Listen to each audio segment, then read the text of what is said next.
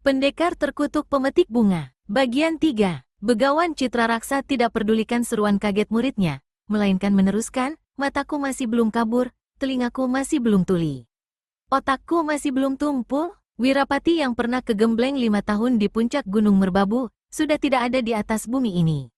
Guru, seru si murid sekali lagi. Begawan Citra Raksa tetap tak ambil peduli. Seorang pemuda terkutuk yang di 8 penjuru angin dikenal sebagai pendekar pemetik bunga. Berubahlah paras pendekar pemetik bunga, alias Wirapati. Dia membatin, rupanya apa yang telah dilakukannya sejak turun gunung 2 tahun yang silam sudah diketahui oleh gurunya. Dia berpikir-pikir mencari akal, apakah yang bakal dikatakannya pada begawan itu. Selama ini aku dikenal sebagai tokoh silat golongan putih yang mengutamakan ilmu untuk kebaikan dan ulas asih. Dunia persilatan menyegani dan menghormatiku. Tapi kini, dari 8 penjuru angin umpat dan kutuk serapah dilontarkan kepadaku. Keningku dicoreng cemoreng oleh rasa malu yang tiada terkira. Semua itu adalah akibat perbuatan bejatmu, Wirapati. Perbuatan terkutukmu, guru, kata pendekar pemetik bunga dengan cepat. Akal busuk sudah didapatnya saat itu, rupanya guru telah tertiup oleh segala fitnah yang dilontarkan manusia-manusia biang racun. 5 tahun murid dididik dan digembleng oleh guru, masakan sesudahnya turun gunung murid mau membuat kekotoran yang mencemarkan nama guru itu? Semua fitnah belaka, guru. Percayalah, justru murid malang melintang di dunia persilatan untuk membasmi kaum penjahat dan golongan hitam. Begawan Citra Raksa tertawa tawar. Kaukah yang difitnah atau engkau yang memfitnah, Wirapati? Gadis yang kau sandarkan di pohon itu cukup menjadi bukti. Kalau kau mau menipu aku, tunggulah sampai mataku buta. Pendekar pemetik bunga tidak kehabisan akal. Dia segera buka mulut pula, guru salah duga. Gadis itu adalah anak Bupati Sentot Sastra dari Kaliurang yang barusan murid tolong dan lepaskan dari tangan penculik-penculik dan perampok-perampok. Lagi-lagi begawan Citra Raksa tertawa tawar. Lidah tidak bertulang, memang biasa diputar balik, katanya. Tapi mataku tidak bisa diputar balik, Wirapati. Aku saksikan sendiri apa yang terjadi di tikungan jalan tadi. Masihkah kau mau berdusta di dalam kebejatanmu? Kini Wirapati, alias pendekar pemetik bunga, tak bisa berkata apa-apa lagi. Mulutnya terkatup rapat-rapat. Tak perlu kau berlutut di hadapanku, Wirapati. Sejak arang cemar kau corengkan ke mukaku, sejak itu pula aku tak mengakuimu lagi sebagai murid. Rahang pendekar pemetik bunga menonjol bergemeletak. Kejahatanmu laksana laut tidak bertepi. Dosamu sudah tak sanggup ditakar lagi. Sekarang berdirilah, dan katakan cepat, cara mati bagaimana yang kau inginkan? Kaget pendekar pemetik bunga bukan alang kepalang. Dipandangnya paras begawan Citra Raksa. Mimik dan sorotan mata si orang tua jelas menyatakan bahwa apa yang diucapkannya itu bukan main-main. Guru, aku bukan gurumu, bentak begawan Citra Raksa. Perlahan-lahan pendekar pemetik bunga berdiri. Guru, kau betul-betul hendak membunuhku, tanya pemuda itu. Atau cuma main-main saja? Bicara soal kematian bukan bicara main-main, budak terkutuk, hardik begawan Citra Raksa. Bersiaplah untuk mampus. Begawan itu angkat tangan kanannya, kemudian laksana kilat dipukulkan ke muka. Wus, asap putih mengepul dahsyat melanda ke arah pendekar pemetik bunga. Melihat gurunya mengeluarkan ilmu dahsyat yang tak pernah dikenalnya atau diajarkan kepadanya sebelumnya, yakinlah pendekar pemetik bunga bahwa si orang tua betul-betul bertekad hendak menghabisi nyawanya. Tak ayal, sebelum tubuhnya diserempet asap putih yang mengandung hawa sangat panas itu, si pemuda segera melompat ke samping sampai 2 tombak. Bagus, kau masih bisa mengelak, tapi nyawamu tetap harus minggat ke neraka, murid laknat, gertak begawan Citra Raksa. Tubuhnya berkelebat, kini kedua tangannya yang kurus memukul bersama-sama. Sinar putih berbuntal-buntal menyambar pendekar pemetik bunga. Jilid 6. Serangan ganas ini membuat pendekar pemetik bunga melompat sampai 3 tombak ke atas dan berseru nyaring, "Orang tua, aku masih menaruh hormat pada kau. Hentikan seranganmu, hormat nenek moyangmu," maki begawan Citra Raksa beringas. Kedua tangannya kembali melesatkan buntalan sinar putih. Pendekar pemetik bunga cepat-cepat menukik menyelamatkan diri. Wirapati, atau pendekar pemetik bunga, jadi beringas pula kini. "Begawan," serunya lantang, "jika kau tak hentikan serangan, terpaksa aku mengadu jiwa dengan kau. Harap jangan menyesal." Begawan Citra Raksa tidak pedulikan ucapan bekas muridnya. Tubuhnya berkelebat cepat, angin bersiuran, debu beterbangan, dan atap rumbia pondok di atas bukit itu terbang bertaburan akibat keras dahsyatnya angin serangan sang begawan. Pendekar pemetik bunga penasarannya bukan main. Kutuk serapah tiada henti-hentinya dikeluarkan dalam hati. Kalau saja dia tidak memiliki tenaga dalam dan ilmu mengentengi tubuh yang tinggi sempurna, pastilah dalam 2 jurus saja dirinya sudah konyol mati kena digebuk salah satu lengan sang begawan, atau tersambar asap putih yang panas beracun itu. Dalam tempo yang singkat, murid dan guru itu sudah bertempur 8 jurus. Keduanya kelihatan sama-sama gesit dan sama-sama lihai. Namun memasuki jurus ke-12, walau bagaimanapun pendekar pemetik bunga tiada sanggup lagi bertahan. Sekali tubuhnya kena dilanda jotosan begawan citra raksa, tubuhnya mencelat mental membobolkan dinding kajang dan melingkar di lantai tanah dalam pondok. Begawan citra raksa tidak menunggu sampai di situ saja. Mulutnya berkomat kamit. Tangan kanannya diangkat tinggi-tinggi. Tangan itu berwarna merah kini. Dan sewaktu tangan itu dipukulkan ke muka, lidah api yang dahsyat menyambar laksana topan prahara. Dalam sekejapan mata saja, pondok itu tenggelam dalam kobaran api. Tamatlah riwayatmu, murid terkutuk. Begitu begawan citra raksa membatin. Tapi si orang tua menjadi kaget bukan main sewaktu matanya melihat sosok tubuh bekas muridnya itu berdiri tak jauh dari pondok yang tengah terbakar. Muka pendekar pemetik bunga kelihatan agak pucat, tanda jotosan begawan citra raksa tadi telah menyebabkan luka yang cukup parah di bagian dalam tubuhnya. Begawan citra raksa sendiri diam-diam merasa heran melihat pemuda itu masih sanggup berdiri meski dengan muka pucat pasi. Jotosan yang dilancarkan tadi mempergunakan hampir setengah bagian tenaga dalamnya, namun pemuda itu tidak menemui ajalnya. Apakah selama turun Gunung Malang melintang berbuat kejahatan, bekas muridnya itu juga telah memperdalam ilmu silat dan ilmu kesaktiannya? Begawan citra raksa tidak mau menunggu lebih lama. Tidak mau memberi kesempatan. Makin lekas dia berhasil membunuh muridnya itu, berarti makin cepat dia mencuci tangan dan membersihkan diri dari rasa malu yang melekat selama ini. Karenanya, sang begawan segera melompat ke muka kembali, menyerbu laksana seekor singa jalang yang kelaparan. Dari jarak beberapa meter sebelum tubuhnya sampai ke hadapan si pemuda, begawan citra raksa sudah lancarkan 2 pukulan dan 2 tendangan jarak jauh yang hebat. Pendekar pemetik bunga saat itu tengah alirkan tenaga dalam ke bagian dada yang terluka dan atur jalan darah serta napas. Melihat datangnya serangan ini, dia terpaksa menghindar cepat sambil melepaskan pukulan tapak jagat. Begawan citra raksa tertawa mengejek. Ilmu pukulan, tapak jagat, itu dialah yang menciptakan dan mewariskan kepada Wirapati. Masakan kini mempan dipakai untuk melawan penciptanya sendiri. Namun tawa mengejek si orang tua berubah dengan keterkejutan. Begawan citra raksa sampai mengeluarkan seruan tertahan. Angin pukulan yang ditimbulkan oleh pukulan tapak jagat itu dahsyatnya bukan main, lebih dahsyat daripada jika dia sendiri yang melepaskannya.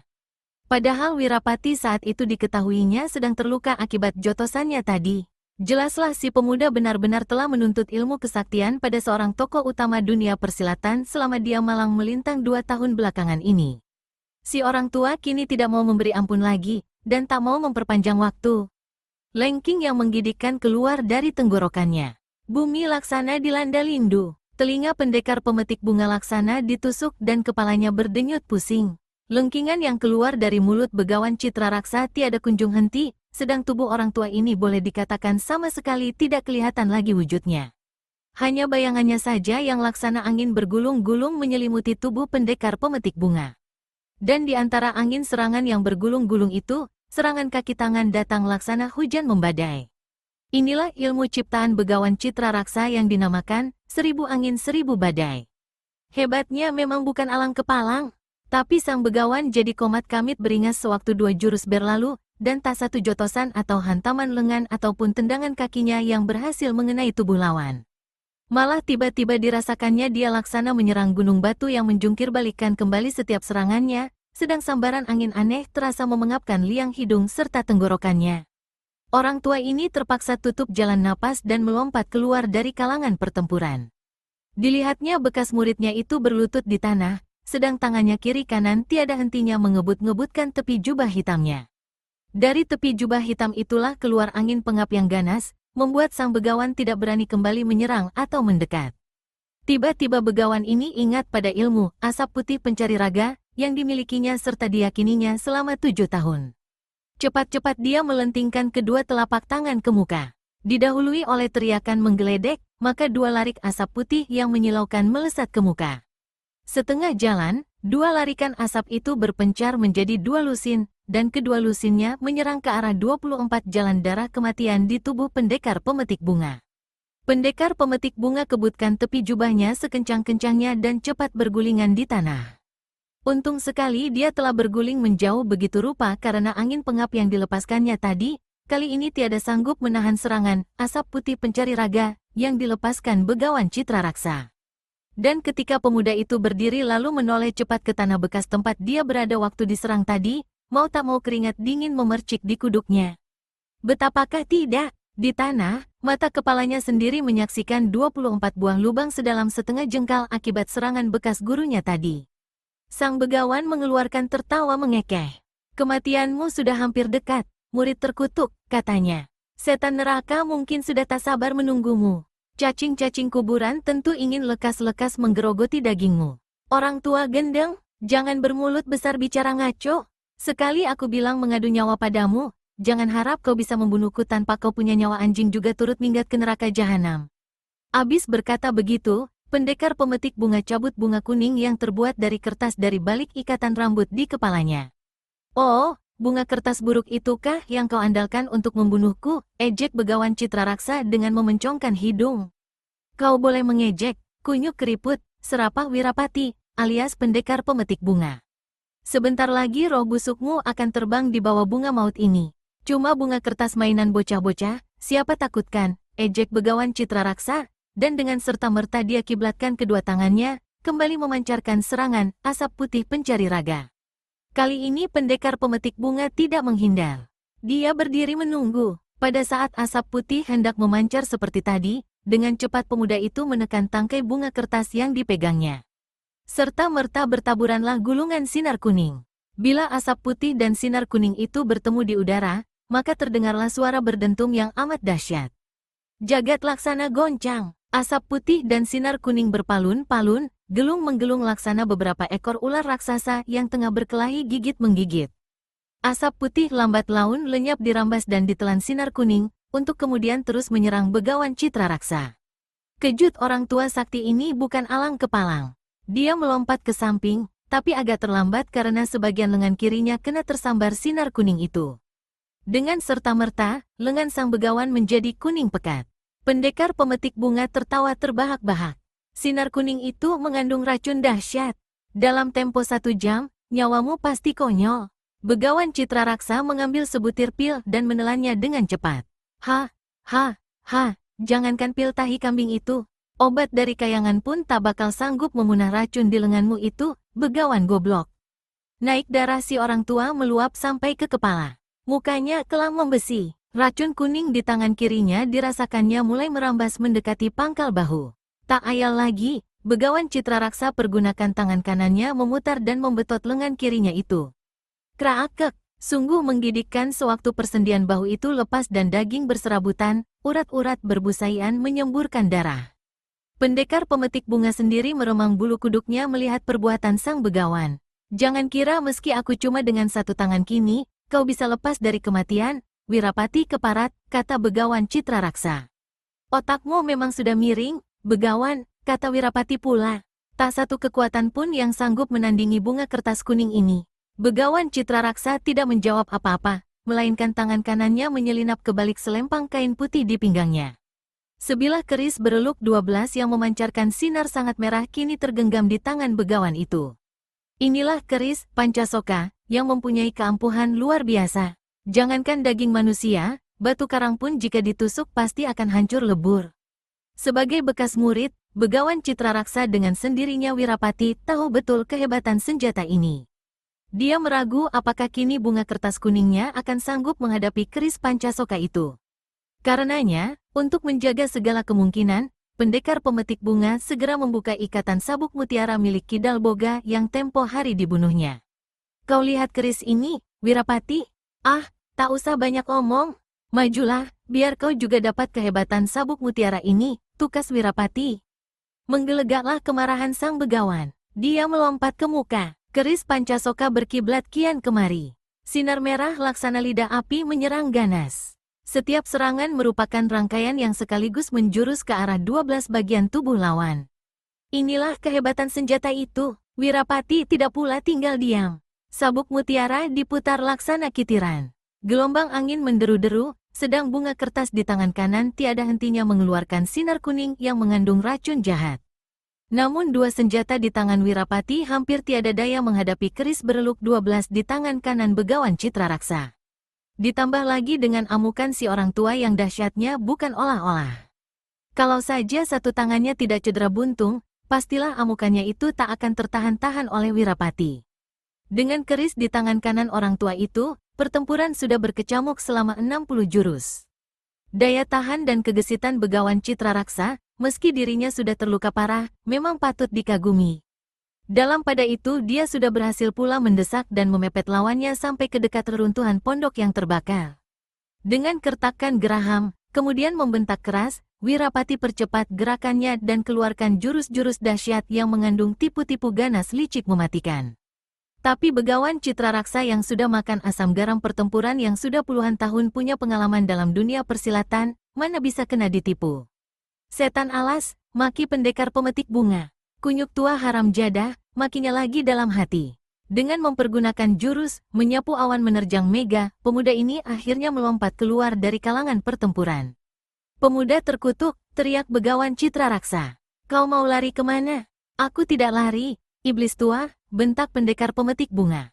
Dia cepat-cepat tusukkan kembali bunga kertasnya ke sela rambut di kepala. Sabuk mutiara tetap dipegang di tangan kiri menjaga segala kemungkinan. Saat itu jarak antara mereka terpisah sejauh 5 meter. Begawan keparat, mari kita buat perjanjian. Tiba-tiba pendekar pemetik bunga ajukan usul. Heh, sudah mau hampir mampus, bikin segala macam usul. Apakah itu bukan cuma ulur waktu mencari kesempatan lari, ejek Citra Raksa.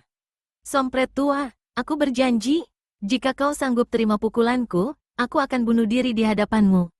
Begawan Citra Raksa tertawa mengekeh-ngekeh. Bunuh diri terlalu enak buatmu, pendekar terkutuk. Si pemuda penasaran bukan main. Tapi dia berkata lagi, kalau begitu kau terpaksa mampus percuma, orang tua. Dunia persilatan akan gempar bila mengetahui, seorang tokoh silat bernama Citra Raksa dibunuh oleh muridnya sendiri. Abis berkata begitu, pendekar pemetik bunga tertawa panjang dan menggigitkan. Tangan kanannya diacungkan ke muka, mulut berkomat kamit, sedang ibu jari dan telunjuk mendadak dengan cepat berubah menjadi hitam. Teganglah paras Begawan Citra Raksa. Selama di puncak Gunung Merbabu, dia telah mendengar bahwa bekas muridnya yang murtad itu telah memiliki sejenis ilmu yang sangat sakti dan berbahaya. Apakah ini agaknya ilmu kesaktian yang hendak dilancarkannya, hendak dipakai menyerang? Jari telunjuk dan ibu jari pendekar pemetik bunga, atau Wirapati, semakin hitam legam dan mengeluarkan sinar mengerikan, sedang paras sang Begawan semakin tegang. Sebaliknya pendekar pemetik bunga tertawa terus tiada hentinya. Ilmu jari penghancur sukma ini sudah menelan puluhan tokoh-tokoh silat, kata si pemuda yang tiba-tiba hentikan tertawanya, tokoh-tokoh silat yang tolol geblek sengaja mencari mampus. Hah, kejut Begawan Citra Raksa. Murid murtad, dari mana kau dapat ilmu bejat itu? Wirapati, alias pendekar pemetik bunga, tertawa lagi panjang-panjang. Jari telunjuk dan ibu jarinya mulai bergerak membentuk lingkaran, siap untuk dijentikkan ke muka. Begawan Citra Raksa cepat-cepat alirkan seluruh tenaga dalamnya ke keris yang di tangan kanan, sehingga senjata itu menyinarkan cahaya merah yang 10 kali menyilaukan dari semula. Pendekar pemetik bunga memperlahan tertawanya. Selusin keris Pancasoka di tanganmu, tiada nanti kau sanggup menahan serangan jariku ini, Begawan keriput. Laknat terkutuk, jiwamu atau nyawaku, teriak Begawan Citra Raksa. Laksana anak panah, tubuhnya melesat ke muka. Keris Pancasoka mengiblatkan sinar merah yang dahsyat. Pohon-pohon dan daun-daun di kiri kanan hangus berkepulan. Lidah api yang laksana naga raksasa menyambar dalam kecepatan luar biasa ke arah pendekar pemetik bunga. Yang diserang mendengus mengejek. Tubuhnya tidak sedikit pun bergerak. Kakinya tak satu pun yang bergeser membuat langkah mengelak. Sebaliknya, hanya jari telunjuk dan ibu jari tangan kanannya saja yang tiba-tiba menjentik ke muka. Maka pada detik itu juga, didahului oleh angin keras laksana topan prahara, menderulah gelombang sinar hitam, menyapu dan menerjang lidah api keris Pancasoka. Begawan Citra Raksa yang melihat gelombang apinya membalik menyerang dirinya sendiri berteriak kaget, dan melompat ke samping sejauh 2 tombak. Tapi dari samping, sinar hitam melanda dengan dahsyatnya. Orang tua ini terguling-guling di tanah. Tubuhnya hangus hitam dan mengepulkan bau daging yang terpanggang. Bahkan keris Pancasoka yang saat itu masih tergenggam di tangan kanannya juga hangus menjadi hitam. Pendekar pemetik bunga meringkik macam kuda menjadi jalang melihat dedemit. Kemudian dia tertawa gelak-gelak menyaksikan mayat gurunya yang menggeletak tanpa nyawa beberapa tombak di hadapannya itu. Benar-benar si Wirapati ini murid murtad yang tiada taraf kekejamannya. Tiba-tiba dia memutar tubuh, dan tertawa lagi gelak-gelak sewaktu melihat tubuh Galuh Warsih yang masih duduk bersandar di batang pohon, tiada bergerak karena tadi telah ditotoknya. Dia melangkah mendekati gadis itu. "Dewiku," katanya seraya berlutut di hadapan Galuh Warsih, "kau sudah lihat bagaimana kehebatanku, bukan? Pemuda keparat, pergi, jangan dekati aku," teriak Galuh Warsih. Meski dia ditotok dan tubuhnya tak bisa bergerak sedikit pun, namun pendengarannya tetap terbuka dan mulutnya masih bisa bicara. Pendekar pemetik bunga menyeringai, hidungnya kembang kempis, napasnya panas memburu, diburu oleh nafsu yang menggejolak. Diulurkannya tangannya membelai pipi gadis itu, dan Galuh Warsih memaki lagi, menjerit-jerit. "Kulitmu halus sekali, Galuh. Pemuda setan, pergi, jangan sentuh tubuhku," teriak Galuh Warsih. "Ah, apakah tampangku betul-betul seperti setan?" tanya si pemuda dengan cengar-cengir. Dan dielusnya lagi pipi gadis itu. Galuh Warsih yang karena tidak bisa menggerakkan tangan atau kakinya, penuh kegemasan diludahinya muka pemuda itu. Pendekar pemetik bunga malah tertawa. Diambilnya ujung angkin Galuh Warsih, dengan angkin itu disekanya ludah yang membasahi mukanya. "Ludahmu seharum bunga semanis madu, kenapa mesti disembur ke mukaku? Bukankah lebih baik disemburkan ke dalam mulutku?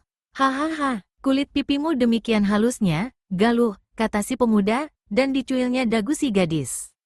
"Tentu kulit tubuhmu lebih mulus lagi." Abis berkata begitu, pendekar pemetik bunga segera elus bahu Galuh Warsih.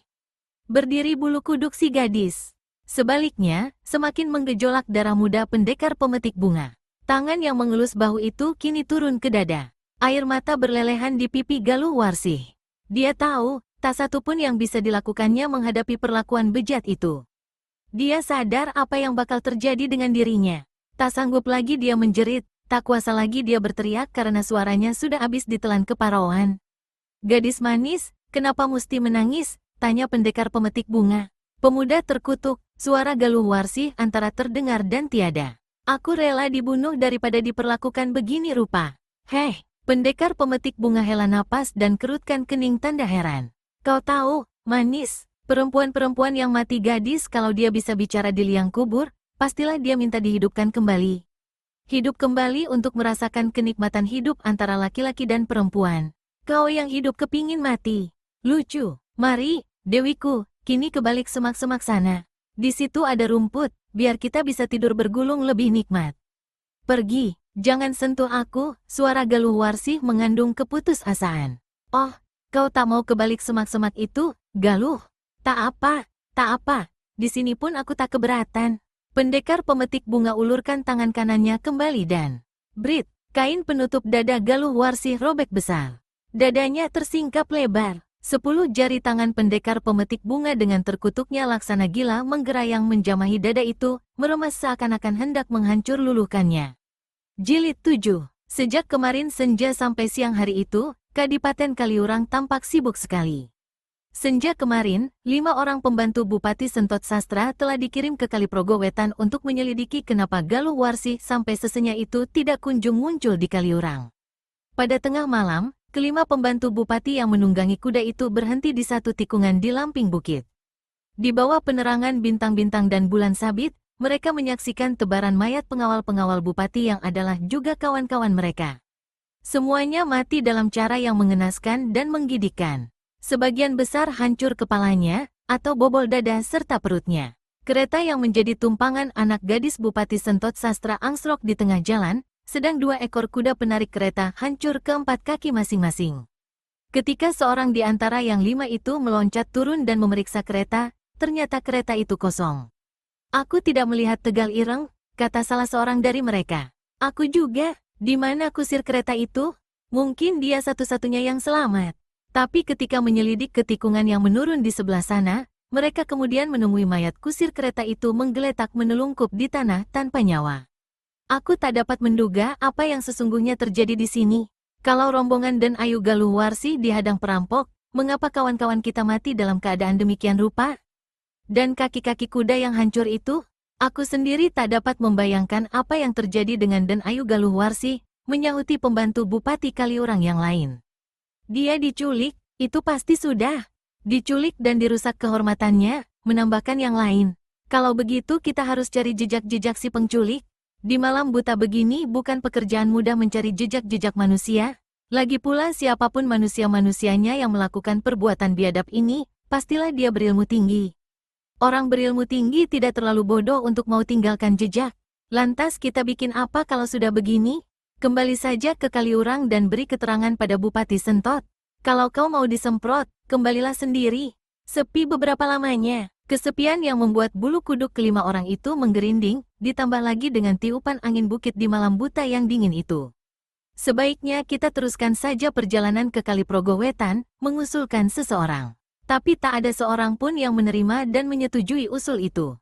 Kelimanya kemudian mencari tempat yang baik, agak jauh dari tikungan jalan, menyalakan api unggun, berkemah di situ menunggu sampai pagi.